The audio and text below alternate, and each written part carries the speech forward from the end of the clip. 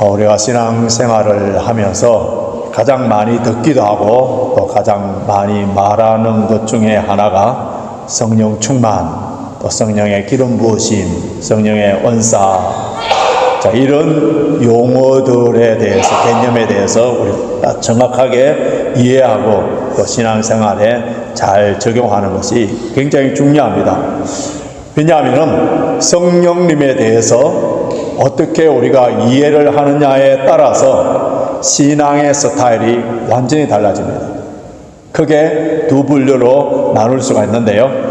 오순절 계통의 교회에는 이 방언을 굉장히 강조합니다. 그래서 온 성도들이 합심해서 기도할 때 방언으로 기도하고 또 성령의 은사와 체험을 굉장히 강조하기 때문에 그 신앙에 있어서 열정이 있어요. 뜨겁습니다. 그러나 너무 개인적인 주관적인 체험을 강조함으로 말미암아 성경과 교리 부분에 있어서 약해서, 그래서 성경에서 어긋나는 어처구니 없는 그런 실수를 범할 때가 있어요. 반면에 우리 장로교 계통의 이 교회들은 하나님의 계신 말씀과 교리에 대해서는 굉장히 강한데 성령의 은사나 체험 부분이 약하기 때문에, 그래서 신앙생활에 있어서 머리는 굉장히 크지만은 가슴은 냉랭한 거예요.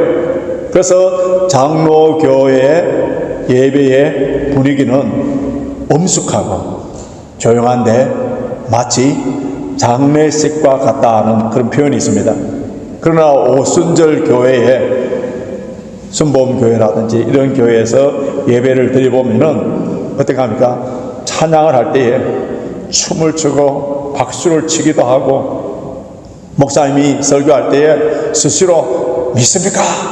할렐루야 하면 온 성도들이 이구동성으로 아멘 아멘 하기 때문에 항상 부흥회를 하는 것 같고 항상 축제와 같은 그런 분위기로 예배를 드립니다. 이 신앙생활에 있어서 성령론에 대해서 바른 이해를 하지 못하면은 극단적인 신비주의를 빠져버린다든지 아니면은 생명력이 죽은 그런 전통주의로 빠지는 그런 경향이 있습니다. 오늘 이 시간에 성령론에 대해서 구체적으로 살펴봄으로 말미암아 우리 교회에 있는 모든 성도들은 성경적이고 뿐만 아니라 생명력이 넘쳐나는 신앙생활을 할 뿐만 아니라 잘못된 성령론에 절대로 미혹되지 않기를 바라는데요. 오늘 본문 4절 보십시오. 본문 4절 보시면은, 자, 4절 같이 있습니다. 시작. 저희가 다 성령의 충만함을 받고 성령이 말하게 하심을 따라 다른 방언으로 말하기를 시작하니라. 저희가 다 성령의 충만함을 받고 하는 이 말씀처럼 우리에게 모든 성도들이 한 사람도 빠짐없이 다 성령의 충만함을 받아서, 그래서 하나님의 놀라운 능력을 체험할 뿐만 아니라 하나님의 큰 일을 말하는 자 뿐만 아니라 어느 교회와도 비교할 수 없는 성령의 열매가 가장 많이 맺혀지는 그런 교회가 되시길 주님의 이름으로 축원합니다. 순복음교회 같은 경우는 축원합니다. 온 교회가 떠나가도록 아멘 하는데, 우리가 먼저 정리해야 되는 것은 성령 세례, 불세례, 또 성령 충만, 성령의 은사, 이 부분에 대해서 혼동과 오해가 없어야 되는데요. 먼저 성령 세례는 중생, 거듭남, 본어겐과 동시에 일어나는 이례적인 사건인데요. 우리가 예수를 믿는 것, 여러분, 성령의 역사가 아니고는 예수 그리스도를 나의 주로, 왕으로, 구세주로 어느 누구도 고백할 수 없어요. 입으로 예수님 나의 주님이십니다 고백하는 것은 성령의 능력이고, 그리고 하나님을 아버지라 부르짖는 것도 성령의 능력으로 말미암아 가능한데요. 그렇기 때문에 성령의 역사로 말미암아 예수 그리스도의 이름으로 오늘 우리 김민수 지사님께서 기도해 주신 것처럼 흰 눈처럼 양털처럼 깨끗하게 제사함을 받고 성령의 능력으로 말미암아 하나님의 자녀가 되는 거예요. 그렇기 때문에 우리는 예수를 믿을 때, 하나님의 자녀가 되었을 때, 본어게인 될 때, 거듭날 때에 이때에 우리는 성령 세례를 받았고 성령님이 우리 안에 거하십니다. 그렇기 때문에 우리 몸은 성령의 전이 되었어요. 이제는 성령님이 우리 안에서 떠나가지 아니하고 한 번 임하신 성령님은 영원토록 계시는 거예요. 물론 우리가 성령 세례를 받고 하나님의 자녀가 되었지만은 하나님의 말씀에 불순종하고 죄를 범하게 되면은 우리 안에 있는 성령님은 탄식합니다. 탄식할 뿐만 아니라 데살로니가전서 5장 19절에 보면 성령을 소멸치 말고 했는데 이게 소멸이라 말은요 활활 불타오르는 그 성령의 감동, 성령의 기름 부으심, 성령의 인도하심을 거부하여서 불순종함으로 말미암아 성령의 역사를 방해하지 말라는 뜻이지 성령 자체를 없앤다는 그런 의미는 아니에요. 물론 성령님께서는 우리를 로봇처럼 강권적으로 우리를 인도하여서 하나님의 길로 인도할 수 있습니다만은 그러나 우리의 자유의지를 따라서 자발적인 순종하기를 원하십니다. 그렇기 때문에 내가 성령 충만하냐, 세상 충만하냐, 마귀 충만하냐는 성령님의 순종하느냐 순종하지 않느냐에 달려있다고 할 수 있습니다. 성령 세례는 교회에서 목사가 주는 물세례와는 달라요. 교회 안에서 교인들을 볼 때에 분명히 이 사람은 성령으로 말미암아 세례를 받았고 예수 그리스도를 영접한 사람이라고 생각한다면은 목사는 그 사람에게 이제 물로 세례를 줍니다. 근데 물세례는 이미 불세례, 성령 세례를 받은 사람들에게 외적으로 공개적으로 공포하고 선포하는 거예요. 그렇기 때문에 한 번 받은 물세례, 한 번 받은 불세례, 성령 세례 다시 받지는 않습니다. 왜냐하면은 바울이 교회들에게 쓴 편지들을 보면은 성령 세례를 다시 받으라 하는 말은 한 번도 나오지 않아요. 이미 교회에 성령 세례를 받은 사람들에게 그들을 향하여서 뭐라고 하냐면은 성령의 충만함을 받아라, 성령의 충만함을 받아라 이렇게 권면합니다. 그러면 성령의 충만함이 무엇이죠?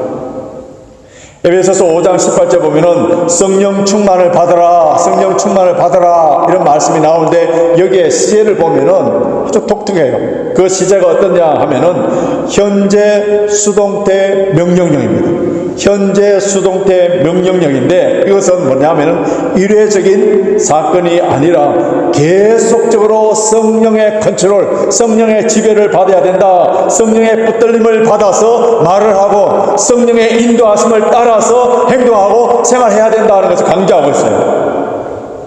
여러분 고린도 전후서를 보시면은 바울이 고린도 교회에 편지를 쓴 그 내용인데요. 고린도 교회 성도들은 이미 성령 세례를 받았어요.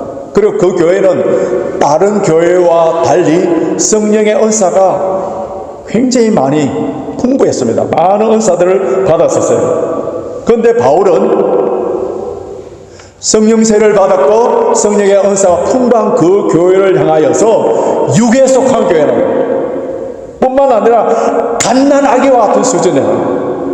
미성숙하여서 교회 안에서 분쟁과 나눔과 자랑과 교만이 가득하다고 아주 강하게 그 교회를 책망합니다. 자, 성령 세례를 받았어요. 성령의 은사도 풍부해요. 그런데 뭐가 없어요? 성령 충만하지 않으니까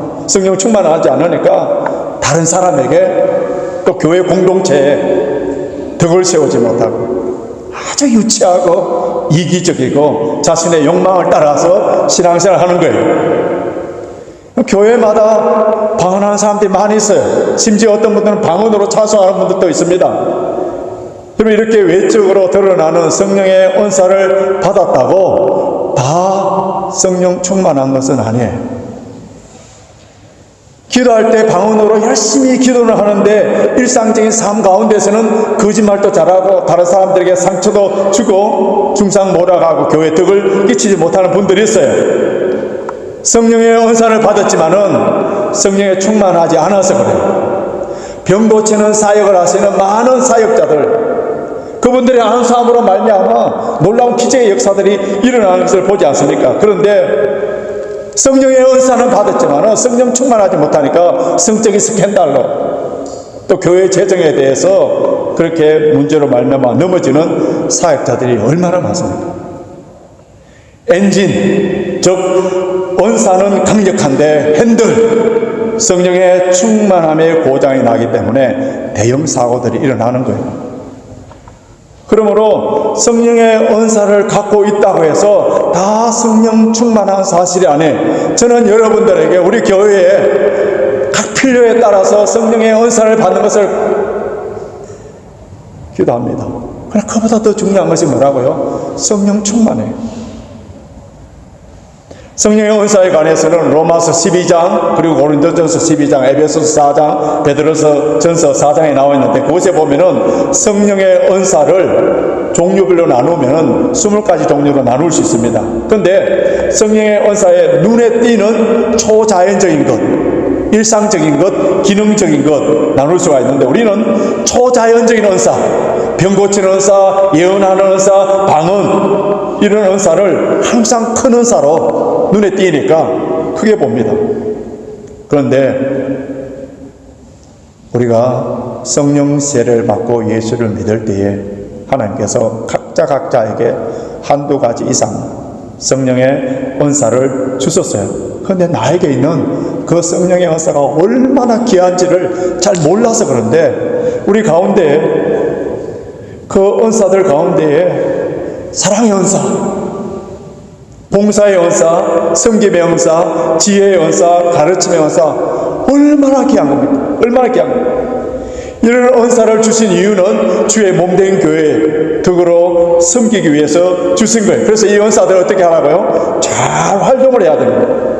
그렇게 활용하지 아니하면은 그 은사를 거두어 가실 수도 있습니다. 우리는 주님의 귀한 사역을 할 때에 하나님의 특별한 모든 것들을 잘 감당하기 위해서 가장 귀한 은사, 큰 은사, 사랑을 사모해요. 우리는 사랑의 은사를 사모해야 됩니다. 모든 은사를 사용할 때에 사랑하지 아니하면은 아무 소용없습니다. 그래서 사랑의 은사 가장 중요한 거예요. 성령 충만한 사람들에게 나타나는 두드러지는 현상이 있는데 그것이 갈라디아서 5장 22절과 23절입니다. 앞에 화면을 보십시오. 우리가 잘 아는 구절인데요. 같이 읽겠습니다. 시작. 오직 성령의 열매는 사랑과 희락과 화평과 오래 참음과 자비와 양성과 충성과 온유와 절제이니 이 같은 것은 금지할 법이 없느니라. 성령의 9가지 열매, 우리의 인격과 삶과 인간관계와 사역 가운데 나타나는 현상인데요. 이런 것이 충만한 사람이 뭐라고요? 성령 충만한 사람은 이런 사람이 신앙생활에 있어서 성숙합니다. 영성이 깊은 거예요. 초자연적인 은사를 가졌다 하더라도 절대로 교만하지 아니하고 세상에 것 갖고 자랑하지 않습니다. 겸손해요. 모든 일을 사랑으로 합니다. 한마디로 표현하자면은 예수 그리스도의 성품을 닮은 사람, 예수 그리스도의 성품을 닮은 사람, 이런 사람들은요 예수 그리스도만 높입니다. 예수 그리스도만 증가합니다. 오늘 우리가 읽은 이 사도행전 2장 1절에서부터 13절까지 본문은요 성령론을 이해하는 데 있어서 굉장히 중요한 텍스트 본문인데요, 오늘 이 본문을 어떻게 이해하고 해석하느냐에 따라서 다양한 성령론이 나올 수가 있습니다.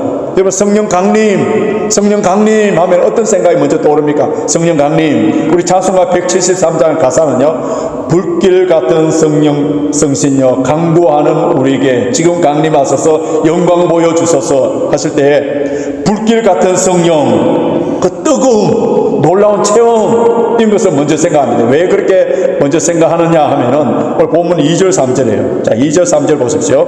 같이 읽겠습니다. 2절 3절 시작. 홀련히 하늘로부터 급하고 강한 바람 같은 소리가 있어 저희 안전 온 집을 가득하며 불의 혀같이 갈라지는 것이 저희에게 보여 각 사람 위에 임하여 있더니, 여기에 보면은 무슨 말이 나옵니까? 오순절날 성령님이 임하실 때에 나타나는 현상, 이런 현상으로 또 나에게 성령이 임하기를 원하는 그런 마음들이 있어요. 그래서 주변에 또 불 같은 성령이 임했다 하는 그런 간증하는 사람들도 많기 때문에, 그래서 나에게도 이런 식으로 성령이 임하기를 원하는 그런 사람들이 있습니다. 그런데 오늘 2절 3절 다시 자세히 보십시오. 급하고 강한 바람 같은 소리, 불의 혀같이 갈라지는 것, 이는 귀로 듣고 눈으로 보았다는데요. 그런데 여기서 바람이다 아니면 불이다 그렇게 되어 있지 않고 바람 같은 소리, 불의 혀 같은 것 했었어요. 불의 혀 하니까 불의 혀 굉장히 뜨겁구나 생각하는데, 하나님께서 모세에게 임하실 때에 떨기나무에 임하셨는데, 그때에 그 나무는 타지 않았었어요. 빛은 있었는데 열이 없었습니다. 그래서 모세가 그 떨기나무 가까이에 갈 수 있었어요. 오늘 본문에서 불의 혀 같은 것, 불의 혀 같은 것 할 때에 불꽃 끝 부분이 갈라져 사람의 혀처럼 보였다, 이 말씀의 강조점이 뭔지 아세요? 마가 다락방에 120명의 사람들이 모였는데 한 사람도 빠짐없이 각각 그 머리 위에 다 성령이 임했다는 것을 강조하고 있는 거예요. 그럼 우리가 신앙생활 하면서 정말 내 냉랭한 가슴이 뜨거워지는 그 열정, 뜨거움을 체험하기 원한다면 어디로 가야 되느냐면 누가복음 24장 32절을 찾아야 됩니다. 부활하신 예수님께서 엠마오로 가는 두 제자와 함께 걸어갈 때에 그들은 가슴이 냉랭했었어요. 실망했습니다. 좌절했습니다. 식어져 버린 가슴이었어요. 그때 주님께서 그 말씀을, 길에서 말씀을 풀어주실 때에 그들의 마음이 뜨거워졌다. 마음이 뜨거워졌다. 그럼 그런 경험이 있지 않습니까? 하나님의 말씀, 살아있고 능력 있는 이 말씀을 묵상하고 깨달을 때에 자리에서 벌떡 일어나면서 그 뜨거움을 경험해본 경험들이 있지 않습니까? 하나님의 말씀의 능력, 마음이 뜨거워지지 않느냐? 오순절날 성령 강림 사건은요, 예수 그리스도의 구원의 구속의 과정에 있어서 아주 중요한 순서를 말해주고 있는데요. 마치 예수님의 탄생, 그리고 예수님의 고난과 십자가의 죽음, 부활, 성천, 이것이 다시 반복해서 일어나는 일입니다. 예수님이 다시 태어나시고 다시 십자가에 죽으시고 부활하시고 그러지 않습니다. 성자 예수님이 이 땅에 오신 크리스마스 사건과 같이 성령님이 이 땅에 오신 사건도 유일한 사건이에요. 좀 더 쉽게 표현하자면은 오순절날 성령 강림은 성령님의 취임식이라고 할 수 있습니다. 그렇기 때문에 오순절날 성령이 임하실 때 급하고 강한 바람 소리와 같고 불의 혀같이 임하심으로 말미암아 눈으로 볼 수 있고 귀로 들을 수 있도록 외적인 확실한 증거를 나타냈다는 거예요. 예수님의 탄생을 인카네이션이라, 성령님이 오심이 in habitation, in dwelling, 성령의 내주하심, 우리를 성전 삼아서 영원토록 거하신 사건이에요. 그렇기 때문에 우리가 성령의 뜻에 어긋난다고 해서 내 속에 거하시는 성령님이 잠시 떠나서 하늘에 계셨다가 다시 우리가 또 깨끗하게 되면 내려왔다가 그런 분이 아니에요. 우리에게 오신 성령님은 항상 영원토록 우리와 함께 하시는 거예요. 구약에서 성부 하나님께서 하나님의 백성들과 사람들에게 임하실 때에 자연계에 놀라운 기적들이 일어났습니다. 때로는 폭풍 가운데, 때로는 나팔 소리로 구름으로 임하셨어요. 성자 예수님께서 이 땅에 오실 때, 탄생하실 때도 천군 천사들이 나타나고 하늘에 이상한 별들이 나타난 표적들이 있었습니다. 뚜렷한 표적이 있었어요. 마찬가지로 예수님의 성천하시고 예수님의 영이신 성령이 이 땅에 임하신 그 사건이 오순절 마가다락방의 사건이에요. 그러나 오순절 사건 이후에 사도행전을 자세히 읽어보시면은 이미 이 땅에 오신 성령께서 고넬료 집에 임하실 때에 오순절 날처럼 임하시지는 않은 거예요. 뿐만 아니라 에베소에 사마리아에 성령이 임하실 때 바람같이 불의 혀같이 그렇게 오신 건 아니에요. 이 오순절 성령에 임하신 사건을 우리가 자세히 살펴보면요, 개인적인 주관적인 그런 체험이라기보다도 객관적인 체험을 강조하고 있는, 특별히 오늘 본문에서 많이 반복되는 단어가 있는데 한번 찾아봅시다. 자, 4절 보십시오. 4절 보시면은 하반절 보시면 다른 방언 말씀 나옵니다. 6절 보십시오. 방언이라는 말이 나오고요. 8절 보십시오. 각 사람의 난 것 방언. 또 11절도 보십시오. 중간에 보면은 각 방언으로. 이 방언이라는 말이 많이 나오는데 이것을 잘 이해하기 위해서는 이스라엘 역사에 대해서 좀 이해를 해야 됩니다. 이스라엘 백성들은 BC 586년도에 바벨론 포로가 되어서 각 나라로 흩어집니다. 흩어져서 그들이 사는데 그들의 1세대, 2세대, 3세대 점점 내려오면서 이제는 모국어, 그들이 사용했던 그 모국어를 다 잊어버리고 오늘날 우리의 2세, 3세들이 한국말 잘 하지 못하는 것처럼 그런 현상들이 일어나는데, 그런데 그들은 조상들로부터 이어받았던 신앙이 있기 때문에 6월절이라든지 오순절이라든지 또 장막절, 초막절 것들 이때 반드시 예루살렘 성전에 와서 예배를 드려야 됩니다. 그때 그들이 모여서 예루살렘에 왔는데, 그런데 어느 다락방에서 사람들이 나와서 막 설교를 하는데 자기들이 알아들을 수 있는 말들로 막 설교를 하는 거예요. 큰 소동이 벌어진 거예요. 그래서 그들이 도대체 누군가 살펴봤더니 오늘 본문 보십시오. 뭐라고 되어 있습니까? 자, 7절 보십시오. 다 놀라 기 여겨 이르되 보라, 이 말하는 사람들이 다 갈릴리 사람이 아니냐. 갈릴리 사람이라는 이 말은요, 천민이라는, 가난하고 무식하고 외국어를 배울 수 있는, 교육받을 수 있는 수준이 전혀 되지 않는 그런 사람이라는. 그런데 그들이 말을 하는데 16나라에서 온 그 사람들이 자기들이 알아들을 수 있는 말로 다 설교하는 거예요.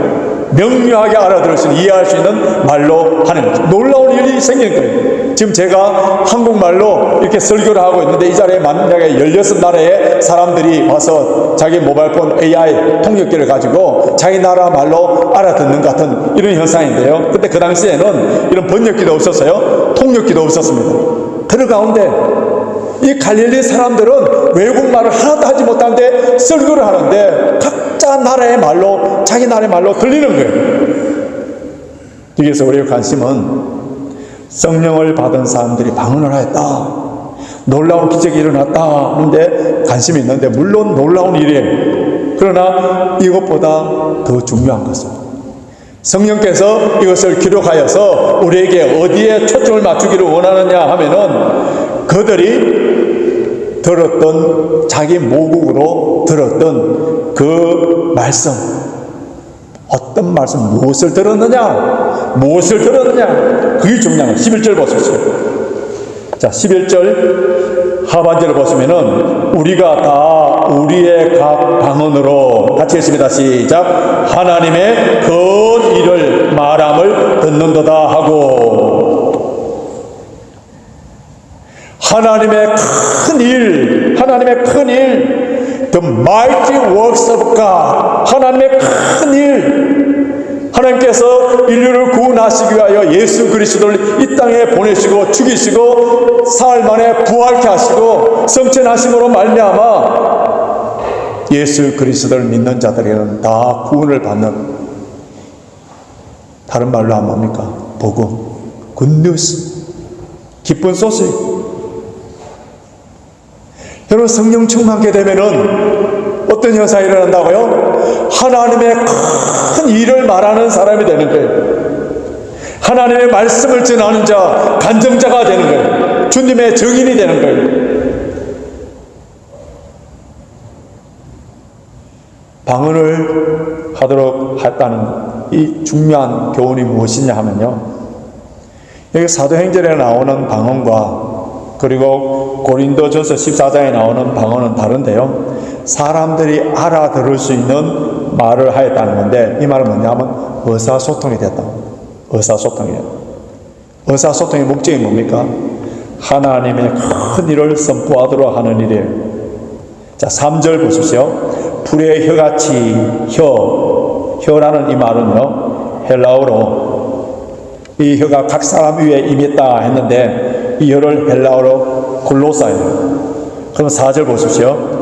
저희가 각 다 성령의 충만함을 받고 성령을 말하게 하심을 따라 다른 방언, 이 방언이라는 말도 글로사예요. 여러분, 성령 충만한 사람은 주님의 혀를 가지고 하나님의 위대한 일들을 선포하는 사람이에요. 주님의 혀를 가진 사람들은 절대로 교만한 말을 하지 않습니다. 남에게 상처 주는 말을 하지 않아요. 비판이나 비방하는 말을 하지 않습니다. 역사상 우리나라나 아니면 아프리카나 쿠데타가 일어나면은 그 군인들이 가장 먼저 장악하는 곳이 어딘지 아세요? 방송국이에요. 언론 매체를 지배합니다. 우리가 성령의 지배함을 받으면, 성령 충만하게 되면 가장 먼저 나타나는 현상이 어딘지 아세요? 말에 대한 변화예요. 말에 대한. 예수님처럼 말하는 것. 하나님의 큰 일을 말하는 자가 됩니다. 사랑의 말을 합니다. 격려하며 위로하며 칭찬하는 말을 하며 찬양의 입술, 감사하는 말로 바뀌는 거예요. 그리고 성령이 충만하게 되면은 모든 장벽이 다 무너져서 하나가 되는 역사가 일어납니다. 오순절 성령의 역사로 말미암아 언어의 장벽, 문화의 장벽, 민족의 장벽 다 허물어지고 서로 통하는 것을 볼 수 있지 않습니까? 성령 받은 사람이라면 서로 통해야 되는 거예요. 서로 통하지 아니하고 자기 것만 고집하고 갈라선다면 그것은 성령의 인도하심을 받지 않는다는 거예요. 성령의 역사는 다 담을 허물어버리고 하나가 되도록 만듭니다. 예수 그리스도 안에서 하나가 된 사람들은 복음으로 온 인류가 하나가 되도록 하기 위해서 복음을 전하는데, 이미 우리가 앞에서 본 것처럼 사도행전 1장 8절 보십시오. 오직 너에게 성령이 임하시면 어떻게 된다고요? 너희가 권능을 받고. 왜 권능이 필요합니까? 예루살렘과 온 유다와 사마리아 땅끝까지 이르러 내 증인이 되리라. 여러분, 누가 성령 충만한 사람입니까? 누가 성령 충만한 사람입니까? 저 죽어가는 불쌍한 영혼들을 구원해내야 그 구원의 열정에 불타는 사람. 복음을 전하는 방법은 다양할 수가 있습니다만, 그러나 복음을 전하지 않고는 견딜 수 없는 마음을 가진 사람이 누구라고요? 성령 충만한 사람이에요. 여러분, 우리 교회가 성령 충만한 교회라면, 우리 교회가 정말 성령 충만한 교회라면 새 생명의 구원의 역사가 일어나야 되는 거예요. 새 생명의 구원의 역사. 우리 교회가 성령 충만한 교회가 되도록 우리 함께 기도해야 됩니다. 이제 말씀을 정리해 보겠습니다. 오늘 이 자리에 계신 분들 가운데에 아직 예수를 믿지 않는 그런 분들이 한 사람도 없기를 바랍니다만은, 그러나 교회는 다니지만은 아직까지 구원받지 못한 사람들은 있다면요, 성령 세례를 받아야 됩니다. 거듭나야 돼요. 예수님의 마음에 모시고 자신의 죄를 고백함으로 말미암아 하나님의 자녀가 되어야 됩니다. 성령 세례를 받으신 분들은 예수님을 나의 주님으로 왕으로 고백하고 또 모든 삶에서 주님을 주인으로 모시고 사는 사람인데, 늘 성령 충만하도록 기도해야 돼요. 성령 충만하기 위해서는 어떻게 해야 됩니까? 우리 마음속에 악한 것들, 죄가 있으면 절대로 성령 충만하게 안 됩니다. 모든 죄를 다 회개해야 됩니다. 우리 교회적으로나 개인적으로나 가정적으로나 죄악을 품고 있는 상태는 절대로 성령 충만하게 되지 않습니다.